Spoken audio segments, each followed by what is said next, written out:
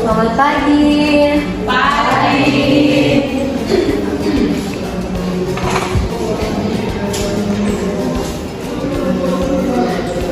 Teman-teman, kalau misalnya mulai segera pagi hari ini, yang musuh itu cuma muncul satu orang. Boleh Devi mau berdoa membuka presentasi pada pagi hari ini?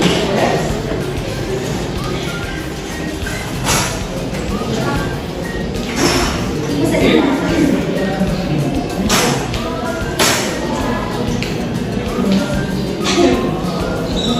Teman-teman, terima kasih Tuhan, terima kasih Bapak, amin. Oke, terima kasih Devi. Oke, jadi Cik mau cek presensi kehadiran dulu ya.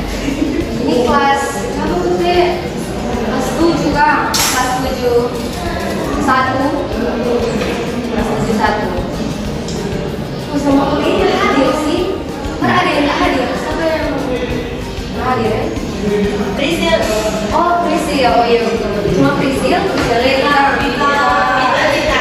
Lita. Oh, Deborah. Oke. Cuma ada 2 kan? Ya, sama berarti udah hadir. Oke. Jadi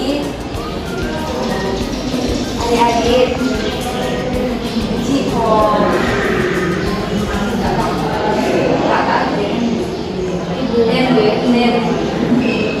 Saya mau review dulu materi sebelumnya tentang Boboro. Jadi masih ingat apa itu Boboro yang minggu lalu kita belajar? Kasih, sukacita itu. Yang lainnya kasih, sukacita, sejahtera, kesabaran, kemurahan.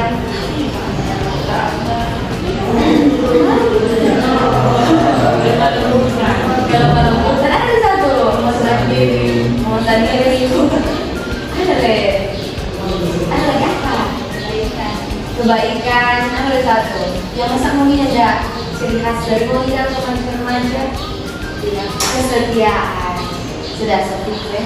Nanti sama terjawab teman-teman, adik-adik masih mengingat materi sebelumnya. Sekarang kita mau belajar tentang Boboro yang pertama, yaitu kasih dan implementasinya dalam kehidupan sehari-hari. Sebelum itu, Mem mau bilang kalau kita belajar pada hari ini tentang kasih dan implementasinya dalam kehidupan sehari-hari, yaitu pertama, peserta didik mampu menjelaskan pemahaman mengenai kasih. Yang kedua, peserta didik mampu mengidentifikasi bentuk-bentuk kasih, dan yang ketiga, peserta didik mampu menganalisis berbagai bentuk kasih dalam kehidupan sehari-hari. Yang pertama, adik-adik tahu apa itu kasih? Aku sayang, cinta. Yang lainnya saling tolong menolong. Yang lain pemahaman tentang kasih. Apa itu kasih? Kalian bentuk-bentuk kasih yang telah membuat. Nah, kalau menurut adik-adik, apa itu kasih? Jadi itu kasih itu apa? Oke, karena mungkin sosok bingung-bingung, mungkin ada clue yang pertama. Coba adik-adik boleh buka di 1 Yohanes 4 ayat 11. Coba 1 Yohanes 4 ayat 11. 1 Yohanes 4 ayat 11. Ada yang sudah apa? Siska teliti yang sudah. Ada yang sudah apa? Boleh baca. Saudara-saudara yang kekasih, kalau Allah sedemikian mengasihi kita, maka harus mereka juga saling mengasihi. Nah, jadi menurut Siska apa itu? Menurut ayat 1 Yohanes 4 ayat 11. Kasih perintah. Oh, perintah dari siapa? Dari Tuhan. Oh, dari Tuhan. Betul. Betul. Menurut 1 Yohanes 4 ayat 11, kasih itu adalah perintah Allah yang harus orang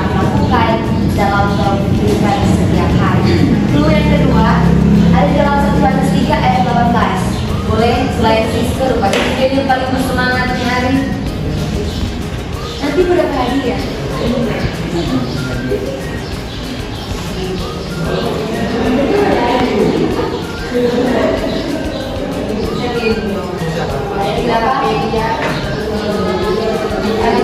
Ada siapa saudara sendiri yang 18? Anak-anak, marilah kita mengasihi bukan dengan perkataan atau dengan lidah, tetapi dengan perbuatan dan dalam kehidupan. Betul juga, dari 1 Yohanes 3 ayat 18, apa itu?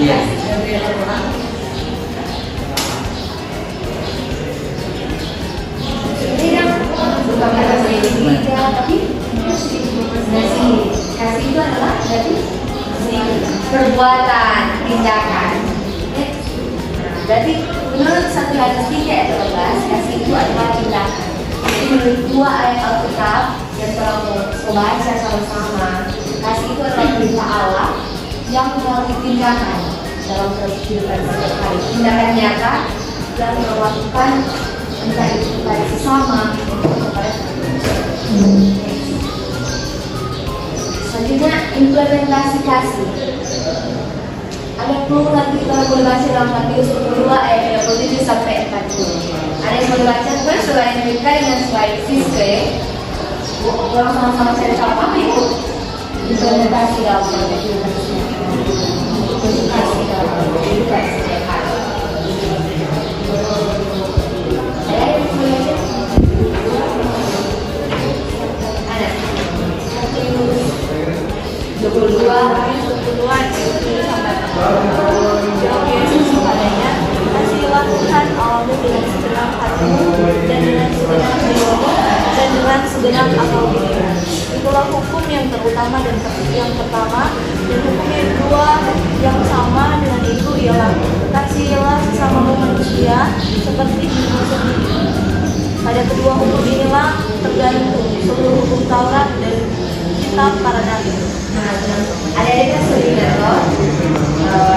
Nanti 22 ayat 20 sampai 40 yang telah dibacakan oleh Han. Ada yang boleh kasih pendapat? Bagaimana bentuk kasih menurut Matius 22 ayat 20 sampai 40? Ada yang boleh? Ada yang baca?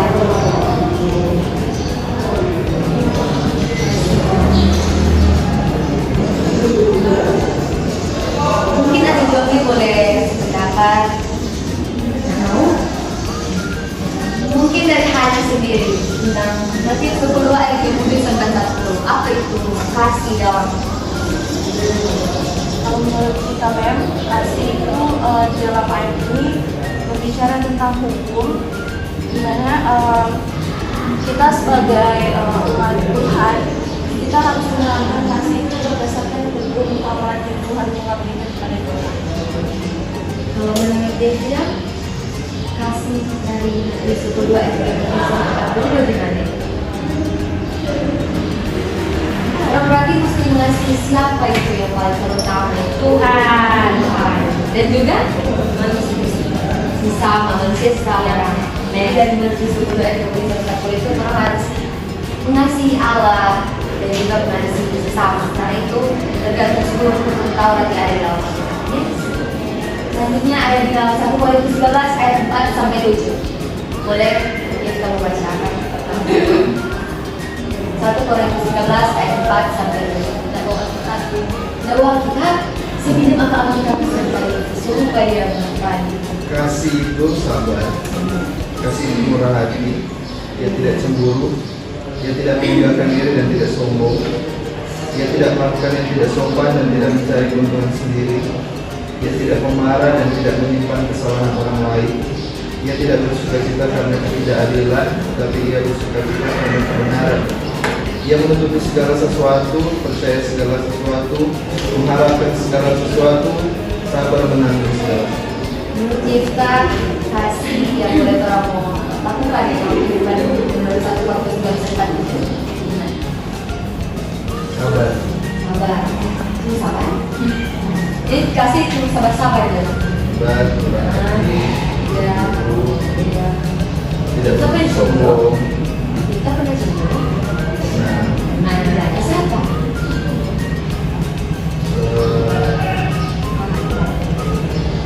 apa semua pokoknya cemburu pasti ada. Next. Ada lagi? Tidak sombong.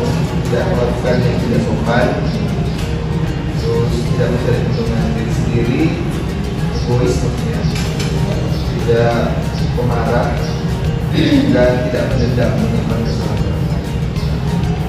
Kalau menurut kita dari 11 yang akan sendiri apa yang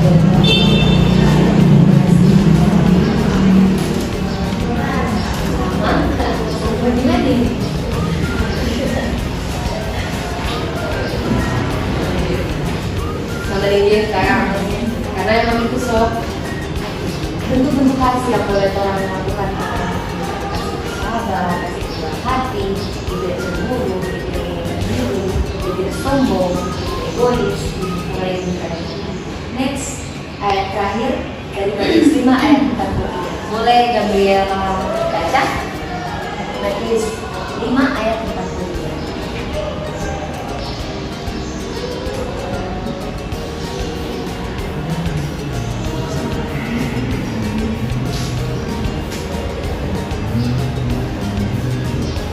Matius 5 ayat 43.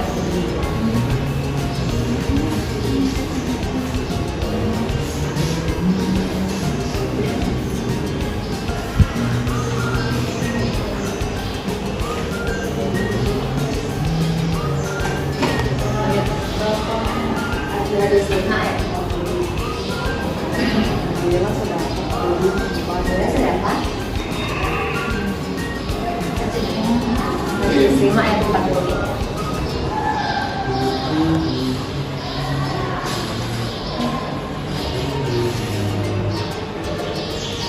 Mungkin ini bantu jawabnya membacakan.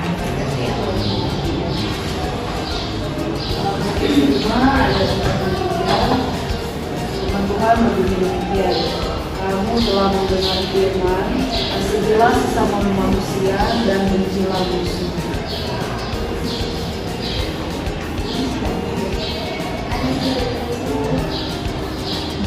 Oh, yang berkorban mendekat tempat. Ya, sampai Pak, ya bangun lagi. Ayatnya ke-44, tetapi aku berkata kepadamu, kasihilah musuhmu dan berdoalah bagi mereka yang menganiaya kamu. Oke, menurut ini kasih dari Matius 5 ayat 43 sampai 44 itu bagaimana? Maafkan nih. Biasanya ada tulis satu. Jadi maksud ayat firman di sini Tuhan bilang, kasihilah sesamamu dalam arti jika ini musuh sebagai hak pada orang harus tetap kasihi pada orang karena kan Tuhan tidak pernah mengajarkan orang untuk saling membenci-bencikannya. Jadi terus Tuhan bilang kasihilah musuhmu dan berdoalah bagi mereka yang menganiaya kamu. Jadi dan situ Tuhan bermaksud Tuhan bilang orang juga harus kasih ketika musuh ini berbuat jahat atau sedang mendorong aniaya pada orang mesti tetap berdoa yang terbaik agar dia nanti Tuhan membalas kepada kamu.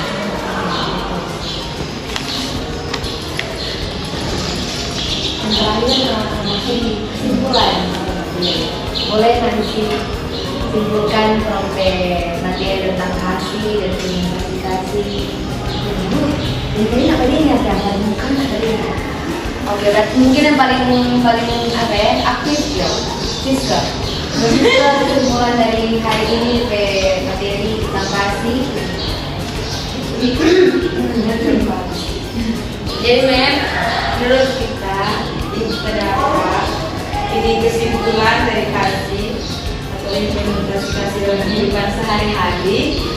Kasih itu adalah perintah Allah yang harus orang lakukan karena kasih itu terdapat dalam buah-buah roh dan hukum yang pertama dan yang terutama itu mengasihi Allah dan mengasihi sesama manusia seperti mengasihi diri dalam sendiri. Adik-adik mengerti apa itu kasih, bagaimana itu kasih, bentuk-bentuk kasih dalam kehidupan setiap hari. Mengharapkan adik-adik juga mengerti dan bukan cuma mengerti di sini, sama-sama semua menganalisis sudah tahu. Jadi nanti kalau keluar sana jangan dikasih cuma di kelas, tapi mulai dilakukan setiap hari di luar kelas juga, di rumah, di keluarga, di lingkungan pergaulan, di lingkungan pelayanan, mungkin di lingkungan perpacaran atau percintaan masing-masing. Kiranya kasih itu boleh menjadi berkat. Nanti dia mau kasih tugas, dia mau share juga di Google Classroom juga supaya. Nah, tolong semua tutup, tolong belajar pada pagi hari ini dengan doa. Diminta sesuai dari hari Jumat.